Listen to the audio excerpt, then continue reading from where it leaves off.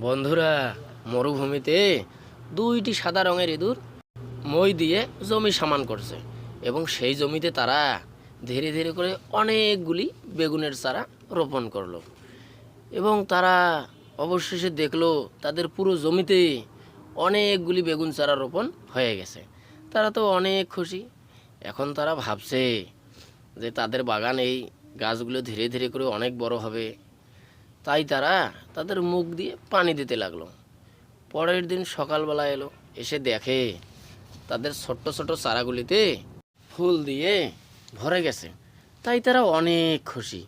তারা ভাবছে যে এখন আমাদের গাছে বেগুন ধরবে। তাই তারা কিছুদিন পর আবার বাগানে ফিরে এলো, এসে দেখলো তাদের পুরো বাগানে বেগুন দিয়ে ভরে গেছে। এখন তারা খুবই খুশি। তারা ভাবছে গাছ থেকে বেগুন পাড়িয়ে খাবে। যে কথা সেই কাজ। তাই তারা গাছ থেকে বেগুন পেড়ে পেড়ে খেতে লাগলো। তারা খুব করে বেগুন খাচ্ছে।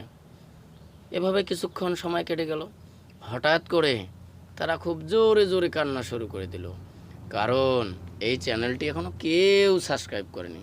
তাই বন্ধুরা, চ্যানেলটি সাবস্ক্রাইব করে দাও আর নতুন নতুন ভিডিও দেখার জন্য পাশে থাকো। ধন্যবাদ।